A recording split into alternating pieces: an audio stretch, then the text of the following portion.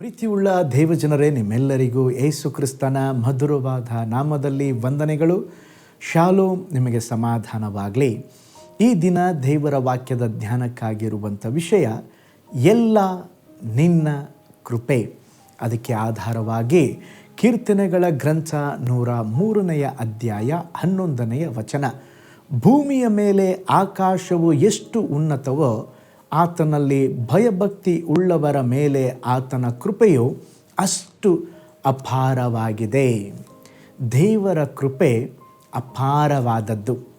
ನಾವು ಜೀವಿಸುತ್ತಿರುವುದು ಕೃಪೆಯ ಕಾಲದಲ್ಲಿ. ಕೃಪೆಯಿಂದ ರಕ್ಷಿಸಲ್ಪಟ್ಟಿದ್ದೇವೆ, ಕೃಪೆಯಲ್ಲಿ ನಿಂತಿದ್ದೇವೆ, ಕೃಪೆಯ ನಿಮಿತ್ತವೇ ಬಾಳುತ್ತಾ ಇದ್ದೇವೆ. ನಮ್ಮ ಜೀವಿತದಲ್ಲಿ ಒಂದೇ ಮಾತಿನಲ್ಲಿ ಹೇಳುವುದಾದರೆ ಎಲ್ಲ ದೇವರ ಕೃಪೆ. ಕೃಪೆ ಎಂಬಂಥ ಪದ ಸತ್ಯ ವೇದದಲ್ಲಿ 200 ಸಾರಿ ಬರೆಯಲ್ಪಟ್ಟಿದೆ. ನಾವು ಯಾವ ದಿಕ್ಕಿಗೆ ತಿರುಗಿದರೂ ಕೃಪೆ ಎನ್ನುವಂಥ ಮಾತು ಕೇಳಿ ಬರುತ್ತದೆ. ಈ ಪದವನ್ನು ಪ್ರತಿಯೊಬ್ಬರು ಪ್ರಾರ್ಥನೆಯಲ್ಲಿ ಕೇಳಬಹುದು, ಪ್ರಸಂಗಗಳಲ್ಲಿ ಕೇಳಬಹುದು, ಪ್ರಸಂಗದ ಕೊನೆಯಲ್ಲಿ ಅಂತ್ಯ ಆಶೀರ್ವಾದದಲ್ಲಿ ಸಹ ಕೇಳಬಹುದಾಗಿದೆ. ಕೃಪೆ ಎನ್ನುವಂಥದ್ದು ನಮ್ಮ ಕಣ್ಣುಗಳಿಂದ ಕಾಣದೆ ಹೋದಾಗಿಯೂ ಅದು ನಮ್ಮನ್ನು ಆವರಿಸಿಕೊಂಡಿರುವಂಥ ದೇವರ ಮಹಿಮೆಯಾದ ಶಕ್ತಿಯಾಗಿದೆ. ದೇವರ ಕೃಪೆ ನಮ್ಮನ್ನು ಆವರಿಸಿಕೊಂಡು ನಮ್ಮನ್ನು ಕಾಪಾಡುವಂಥದ್ದಾಗಿದೆ. ದೇವರ ಕೃಪೆ ನಮಗೆ ಆಶ್ರಯ ದುರ್ಗವಾಗಿದೆ. ದೇವರ ಕೃಪೆ ನಮ್ಮನ್ನು ಕಾದು ಕಾಪಾಡುತ್ತದೆ. ದೇವರ ದೃಷ್ಟಿಯಲ್ಲಿ ಕೃಪೆ ದೊರಕಿದ ಭಕ್ತರು ಅನೇಕರು. ನೋಹನು ದೇವರ ಕೃಪೆಗೆ ಪಾತ್ರನಾದನು. ಅಬ್ರಹಾಮನಿಗೆ ಕೃಪೆ ದೊರಕಿತು, ಮೋಶೆಗೆ ಕೃಪೆ ಸಿಕ್ಕಿತು, ಇಸ್ರಾಯೇಲರಿಗೆ ಕೃಪೆ ದೊರಕಿತು, ದಾವೀದನಿಗೆ ಕೃಪೆ ಸಿಕ್ಕಿತು. ಇವರೆಲ್ಲರೂ ಹಳೆ ಒಡಂಬಡಿಕೆಯ ಭಕ್ತರಾಗಿದ್ದರು. ಒಂದು ಸಾರಿ D.L. ಮೂಡಿಯವರು ದೇವರ ಕೃಪೆಯನ್ನು, ಮಹತ್ವವನ್ನು ಅಧಿಕವಾಗಿ ಧ್ಯಾನಿಸುತ್ತಾ ಇದ್ದರು. ಇದ್ದಕ್ಕಿದ್ದಂತೆ ಅವರ ಆಂತರ್ಯದಲ್ಲಿ ಸ್ತೋತ್ರ ಸಂತೋಷ ತುಂಬಿ ಆ ಕೃಪೆಯ ನಿಮಿತ್ತ ಪರವಶಗೊಂಡು ಮನೆ ಬಿಟ್ಟು ಕುದುರೆಯನ್ನು ಏರಿ ವೇಗವಾಗಿ ಹೋಗಲು ಆರಂಭಿಸಿದರ. ದಾರಿಯಲ್ಲಿ ಒಬ್ಬ ಪೊಲೀಸ್ ಪೇದೆ ಒಬ್ಬನೇ ಸ್ತೋತ್ರ ನಿಂತಿರುವುದನ್ನು ನೋಡಿ ಕುದುರೆಯನ್ನು ಅವನ ಬಳಿಯಲ್ಲಿ ನಿಲ್ಲಿಸಿ ಅವನ ತೋಳುಗಳನ್ನು ಹಿಡಿದು, ಸಹೋದರನೇ, ಕೃಪೆ ಎಂದರೇನು ನಿಮಗೆ ಗೊತ್ತೇ ಎಂಬುದಾಗಿ ಕೇಳಿದ್ರು.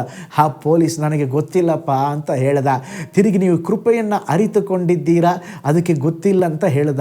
ಆದರೆ ಅವರು ಕೃಪೆಯ ಬಗ್ಗೆ ಅಲ್ಲೇ ಸುವಾರ್ತೆಯನ್ನು ಸಾರಿ, ಕೃಪೆಯಿಂದ ನಾನು ರಕ್ಷಿಸಲ್ಪಟ್ಟಿದ್ದೇನೆ, ಆ ಕೃಪೆಯ ದೇವರು ನಿಮಗಾಗಿ ಈ ಲೋಕಕ್ಕಾಗಿ ಬಂದಿದ್ದಾರೆ, ನಿಮಗೆ ಕೃಪೆ ಬೇಕೇ, ಯೇಸುವನ್ನು ಅಂಗೀಕರಿಸ್ತೀರಾ ಎಂಬುದಾಗಿ ಹೇಳಿದಾಗ ಪೊಲೀಸ್ ಕೂಡ ಆ ಕೃಪೆ ನನಗೆ ಬೇಕು, ಯೇಸು ನನಗೆ ಬೇಕೆಂಬುದಾಗಿ ಅದೇ ಸ್ಥಳದಲ್ಲಿ ತನ್ನ ಜೀವಿತವನ್ನು ಯೇಸುವಿಗೆ ಅರ್ಪಿಸಿದ.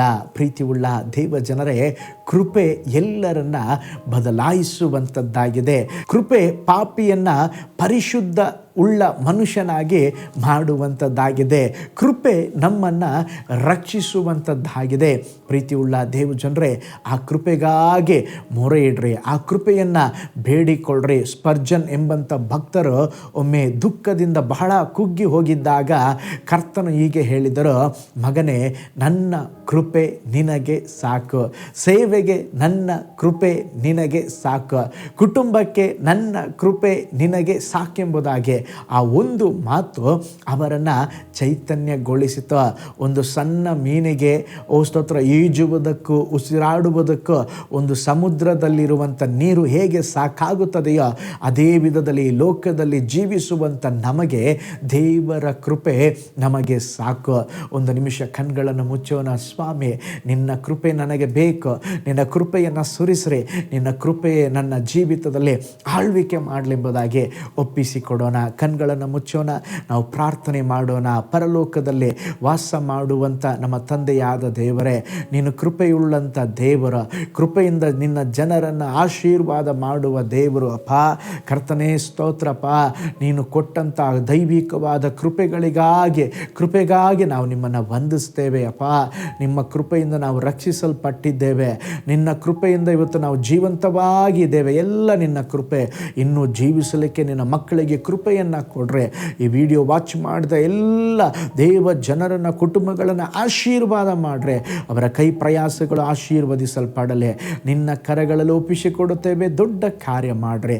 ಸ್ತುತಿ, ಘನ, ಮಾನ, ಮಹಿಮೆ ನಿಮಗೆ ಸಲ್ಲಿಸ್ತೇವೆ.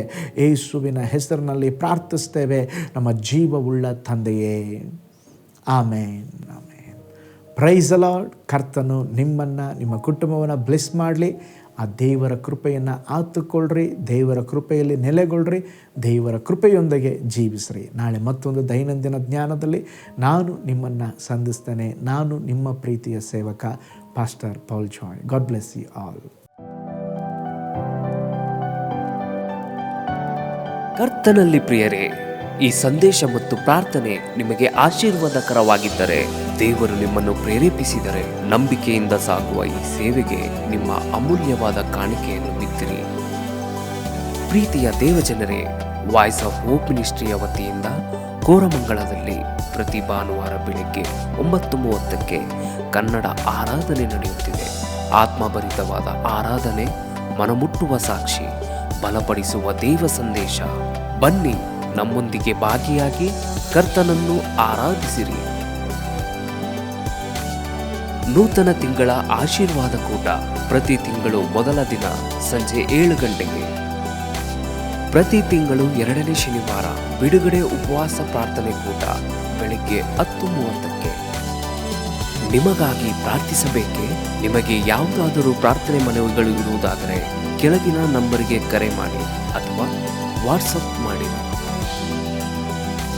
ಈ ಆತ್ಮಿಕ ಸಂದೇಶಗಳು ನಿಮಗೆ ಆಶೀರ್ವಾದಕರವಾಗಿದ್ದರೆ ಲೈಕ್ ಮಾಡಿರಿ. ಇಂಥ ಅದ್ಭುತ ಸಂದೇಶ ಪ್ರತಿದಿನ ನೋಡಲು ಬಯಸುವುದಾದರೆ ಸಬ್ಸ್ಕ್ರೈಬ್ ಮಾಡಿ ಹಾಗೂ ಇತರರೊಂದಿಗೆ ಶೇರ್ ಮಾಡಿರಿ. ಕರ್ತನು ನಿಮ್ಮನ್ನು, ನಿಮ್ಮ ಕುಟುಂಬವನ್ನು ಆಶೀರ್ವದಿಸಲಿ.